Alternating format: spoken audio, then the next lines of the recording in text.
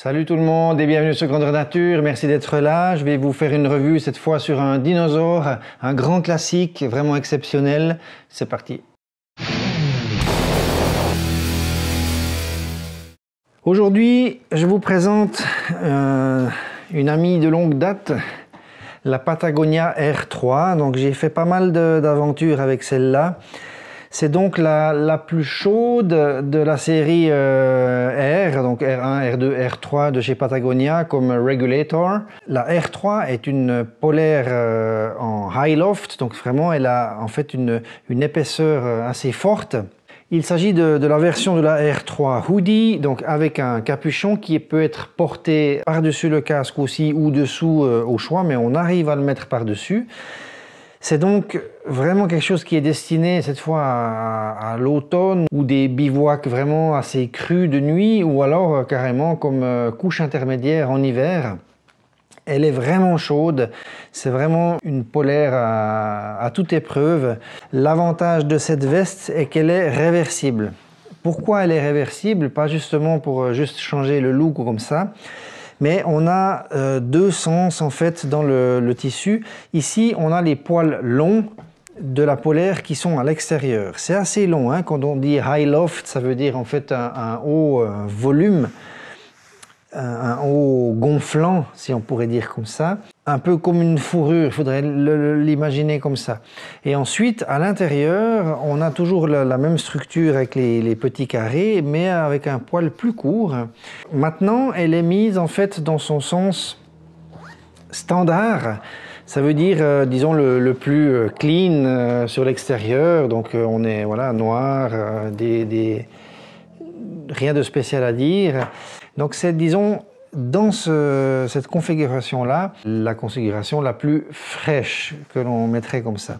Si vraiment on va dans des températures plus froides, dès qu'on a besoin d'un peu plus on a besoin de se réchauffer un peu plus, on va l'inverser, mettre les poils longs contre la peau, ce qui va faire un coussin d'air plus important et une meilleure isolation. Et la veste en devient un petit peu plus chaude. Ça fait son effet quand même. C'est une veste aussi qui est assez lourde. Dans sa taille XL, elle pèse 500 grammes. Donc ça reste une polaire assez lourde, assez costaud, mais qui est vraiment chaude. Voilà, ça c'est important. Personnellement, j'ai réussi à l'avoir à 135 francs. Ce qu'il faut savoir aussi, c'est que cette polaire est discontinued. Donc Patagonia a cessé de la produire. Il en reste sur le marché, il en reste un peu sur eBay, chez certains vendeurs, certaines couleurs, enfin voilà. Ça veut dire que si vraiment elle vous intéressait, maniez-vous. J'ai aucune idée à savoir pourquoi Patagonia a abandonné ça, parce que c'est vraiment une R3 qui est exceptionnelle. Pour le moment, il n'y a pas encore de remplacement. Il y a une espèce de remplacement, mais qui est plus du tout en peau comme ça. Moi j'aime bien, c'est un peu le vieux style hein, de ces polaires bûcherons qu'on avait, les Helly Hansen et compagnie, mais ça marche bien. Alors c'est un peu lourd, c'est vrai, mais c'est une excellente isolation et c'était peut-être parce que c'était trop cher à produire qu'ils ont décidé de terminer cette production-là. Voilà, on en trouve encore, c'est possible, il faut juste un peu creuser, chercher, voilà. Cette veste est donc faite dans un tissu ou une structure qui s'appelle le Polartec High Loft, comme je l'ai expliqué avant, mais c'est du Polartec. C'est du polyester qui est recyclé. Donc il y a un tout petit peu d'élastane dedans, mais très peu. Mais sinon, on a 90 quelques % de polyester recyclé. Donc c'est assez intéressant aussi d'avoir des habits, et c'est un peu une ligne de conduite de Patagonia qui soit certifiée Blue Sign et qui profite en fait du recyclage et non de matières neuves, donc c'est très très bien. Les fermetures éclairs sont grosses, très solides, toujours du YKK, très solide, un peu grossier ici parce qu'elle est tellement grosse en fait cette fermeture ici que sous le menton c'est un petit peu désagréable parfois, mais bon c'est peut-être le seul souci que j'ai vu. Le bonnet est très bien, c'est vraiment un style balaclava, ça veut dire que sur les autres polaires hoodie que j'ai par exemple, toujours le bas hein, en fait, du capuchon s'arrête menton, des fois un peu sous le nez. Celui-là, on arrive vraiment à couvrir le nez tout en ayant un bonnet, etc. Enfin, c'est vraiment super bien.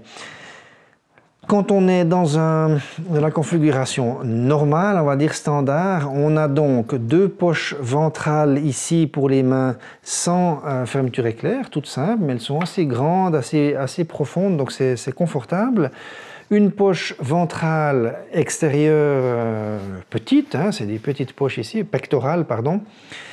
Et puis on a 2 poches intérieures pectorales ici, une de chaque côté, pour pouvoir ranger des effets personnels. Donc c'est relativement bien fourni en termes de poches. On a un renfort ici sur les poignets pour éviter l'usure et voilà, c'est pour un peu une zone aussi où il y a beaucoup plus de frottement qu'ailleurs, donc ils ont souhaité protéger ça. En plus, ça serre un peu mieux le poignet, donc c'est idéal par rapport à la chaleur. Il n'y a pas d'interstice pour le pouce. Mais disons la coupe est assez fit, moi elle me convient vraiment super bien et même en levant les bras en fait on n'a pas de problème de manche qui remonte parce que ça reste quand même relativement élastique, hein. Elle n'est pas super élastique mais un petit peu, en tout cas très confortable. Lorsque l'on retourne cette veste, on a une autre configuration, donc cette fois on a un poil un peu plus court sur l'extérieur. Et puis, voilà, c'est peut-être la seule chose au point de vue du look, c'est ces 2 poches pectorales qui font 2 gros carrés ici sur les pectoraux. Je suis pas fan de ça, ça aurait pu très bien être noir, voilà. Mais ça nous inverse donc la chose. On perd les 2 poches ventrales pour les mains parce qu'elles sont à l'intérieur maintenant. On a 2 extérieures poches zippées et une seule à l'intérieur poche zippée. Voilà, parce qu'on a inversé. Le capuchon, toujours la même chose. La fermeture éclair, ben, elle est réversible, donc il n'y a pas de problème. Et puis, on garde ici toujours la même structure hein, des poignets qui est recto-verso, identique. Pour être très honnête, c'est difficile de pouvoir trouver de vrais points négatifs sur cette polaire à capuchon Patagonia R3. Elle est quand même du côté des polaires assez lourdes, puisque en taille XL, elle fait 500 grammes.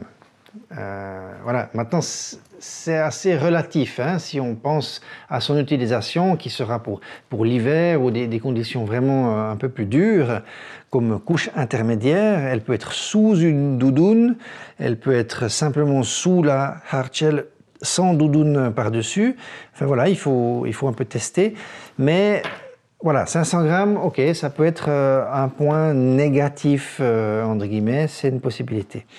Celui que j'ai nommé précédemment, c'est la fermeture éclair qui est assez grossière, assez rustique ici.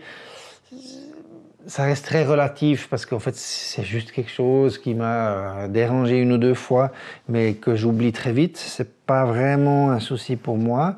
Elle est vraiment en polaire d'ancien style, donc il y a ces poils intérieurs ou extérieurs. On peut la traiter déperlante hein, par des bains et compagnie. Moi, je le fais de temps en temps. Ça marche bien, ça va un moment.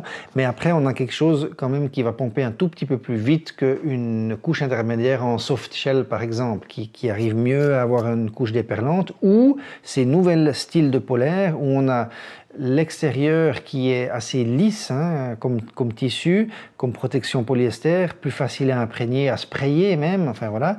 Et puis l'intérieur qui lui est en polaire contre la peau. Alors c'est vrai que c'est un peu l'ancien style, mais enfin bref, elle est super confortable, c'est vraiment un pyjama quoi, enfin c'est incroyable. Un troisième point négatif que je pourrais apporter, c'est en fait le fait qu'il y ait une direction des poils, hein, comme un tissu en velours.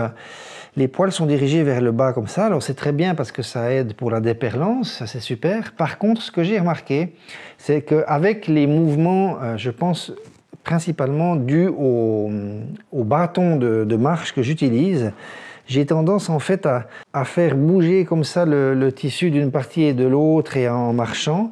Et ça tendance à faire remonter un petit peu la veste. Ça veut dire que les poils s'accrochent, je pense, sur un t-shirt en mérino, par exemple, qui est dessous. Il glisse vers la montée, puis après, ils ne redescendent pas. Donc, elle a de la peine un peu à redescendre toute seule. Ça veut dire que parfois, j'ai dû bien la tirer sur les hanches pour la faire redescendre sous la ceinture du sac à dos, par exemple. Donc ça, c'était spécifiquement lorsque je portais les poids longs contre la peau, contre moi. C'est la seule chose qui m'a dérangé avec cette Patagonia R3. Par contre, ce que j'ai beaucoup apprécié, c'est son confort. Elle est vraiment super confortable à porter. Et puis l'isolation thermique qu'elle apporte, où là, alors vraiment, j'en ai aucune autre qui l'égale. Et elle porte bien son nom de veste la plus chaude de la catégorie Regulator de Patagonia. C'est vraiment un excellent produit, construction solide, voilà, rien à redire d'autre. Je peux que vous la conseiller. Maintenant, il va y avoir un peu des soucis pour la trouver gentiment, et puis probablement une alternative, une nouvelle R3, nouvelle génération qui va arriver, ou appelée différemment.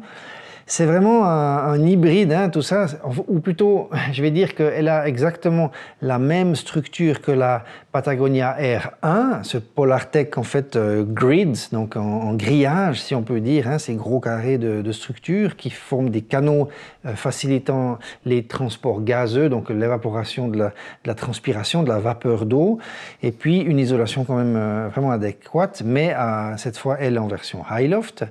Donc c'est une espèce d'hybride entre la R1, cette R3 en high loft, et puis au milieu on trouve la R2 qui elle prend un peu des deux.